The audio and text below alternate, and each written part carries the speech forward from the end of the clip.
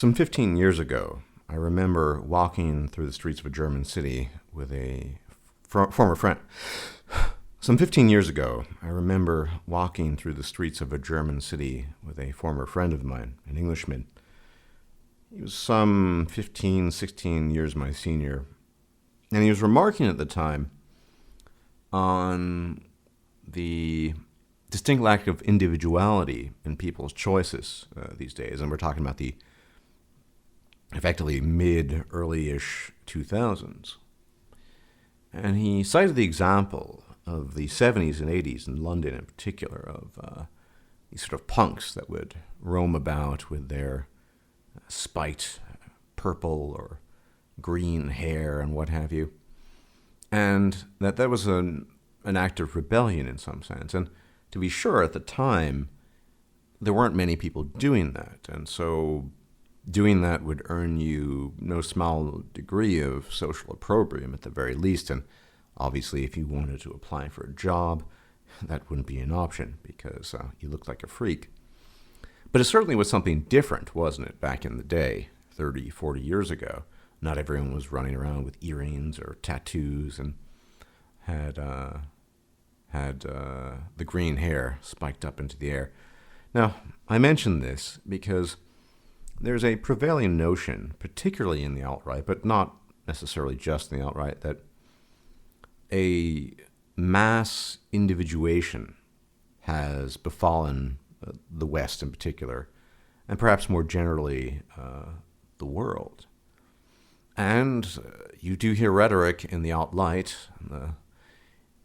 amongst the likes of Sargon and his cadre, that the individual is the ultimate starting and ending point.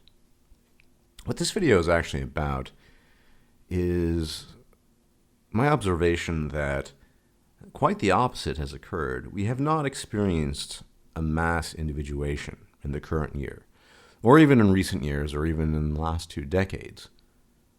Quite the opposite, quite the contrary. What we've experienced is the diversification of groups.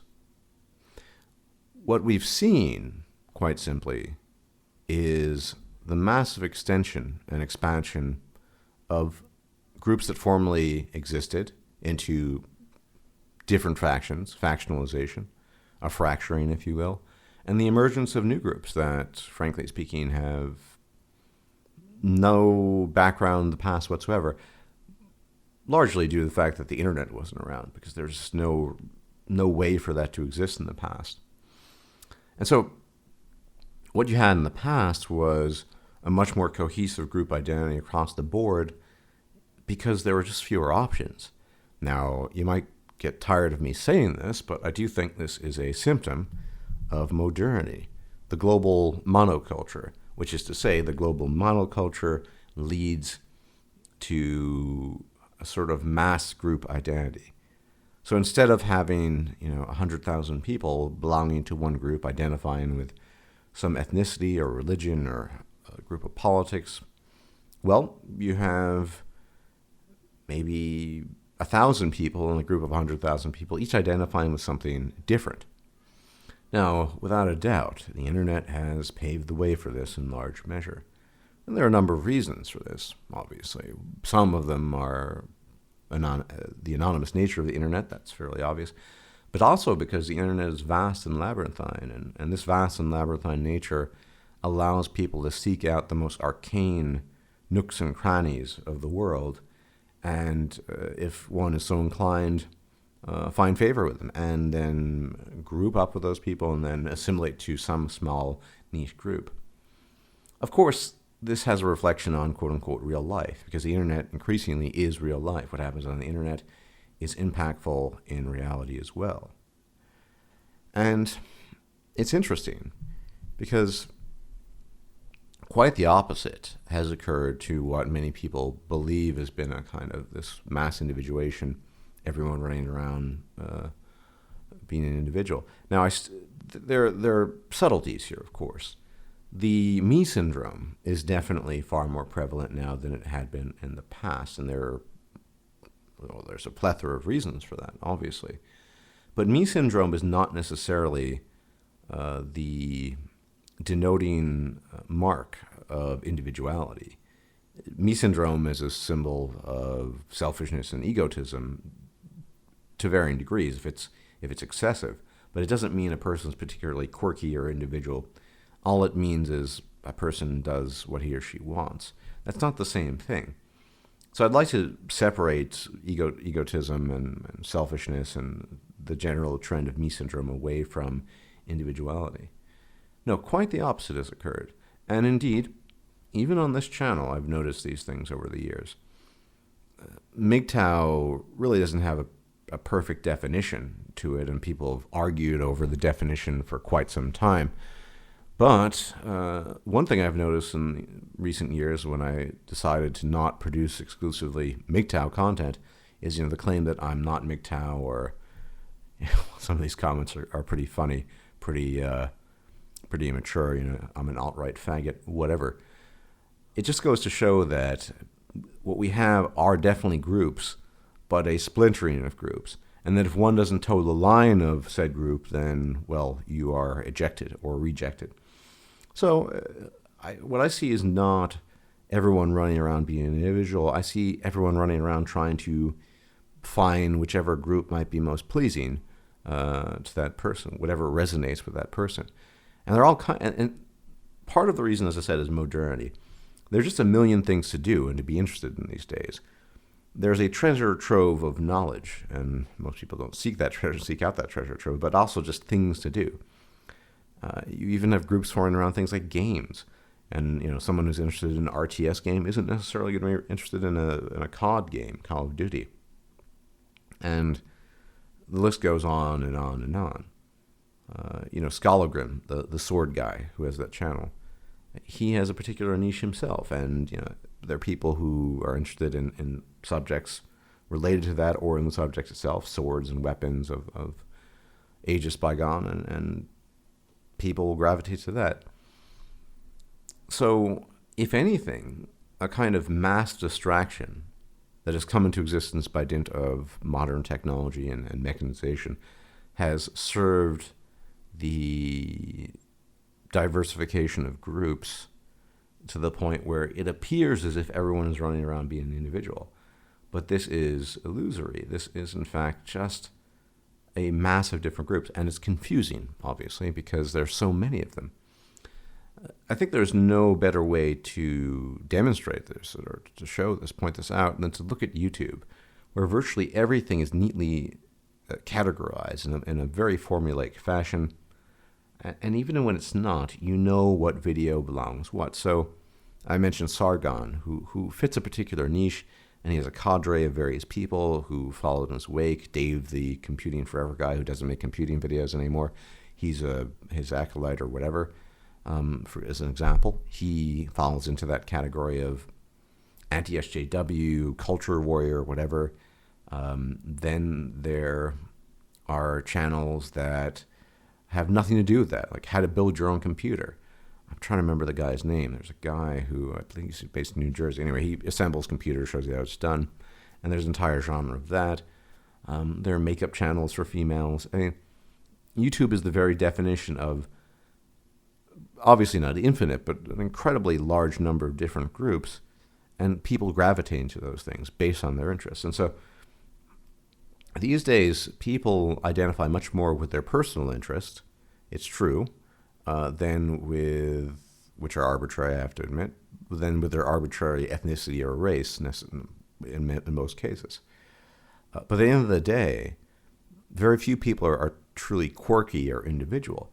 And as I said at the beginning of the video, it definitely was a sign in the 70s and perhaps early 80s of, at the very least, rebellion and doing something different because there was a price to be paid. Now, you can argue that there is a price to be paid for not towing the line, the SJW line. That certainly is true.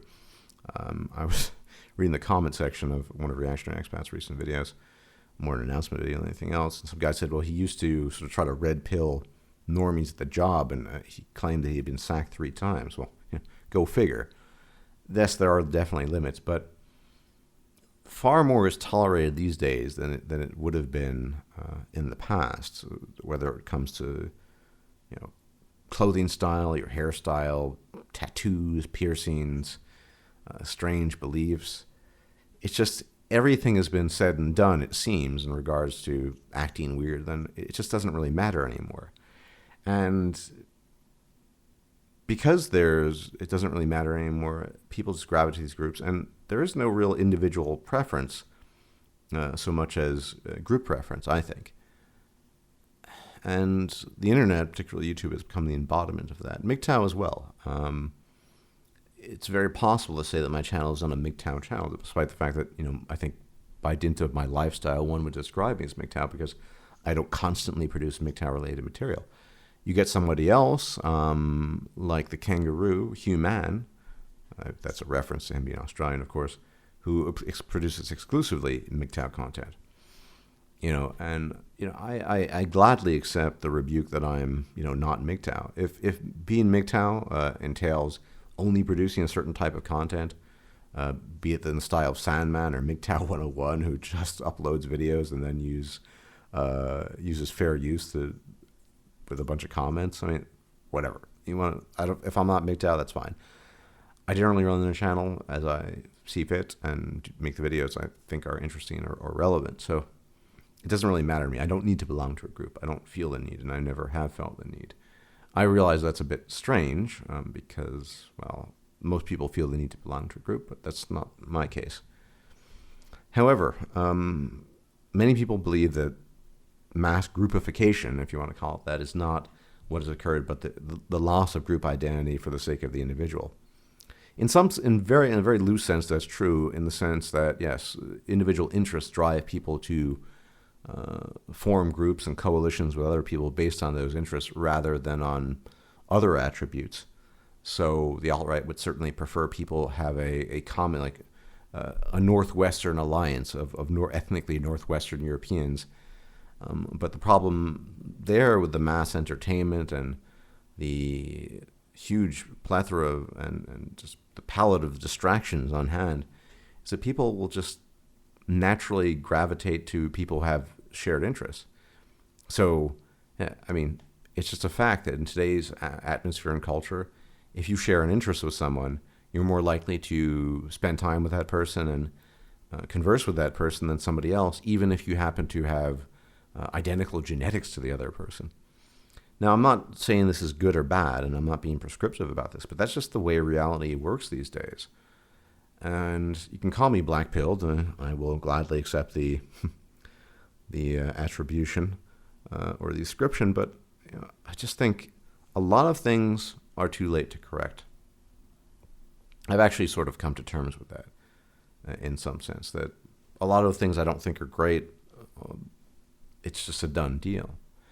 And we have to make our peace with that and somehow try to understand the world as much as possible. And I think understanding groupification, if you want to call it that, I guess that's a bit of a neologism, but there you have it, is vital to this, because we have so many different groups these days, all pursuing their own interests. Yes, there are still some group interests that are based on ethnic interests, but I think these ethnic interests increasingly are being overshadowed, at least in the West, by other things. And I think in time, you'll see similar such phenomena in the East, and indeed it's already occurring. You can see this in Korean society, where video game interests can basically separate and sever people from other people, and it really just runs across the board. Now, obviously, this video is not going to change the world. I merely want to make the observation that it is an illusion that we've been overtaken by mass individuality. Quite the opposite, I think. We have more groups than ever, and there's more group identity than there ever has been, more identitarianism. It's more selfishness, arguably, but that's not the same thing, now is it?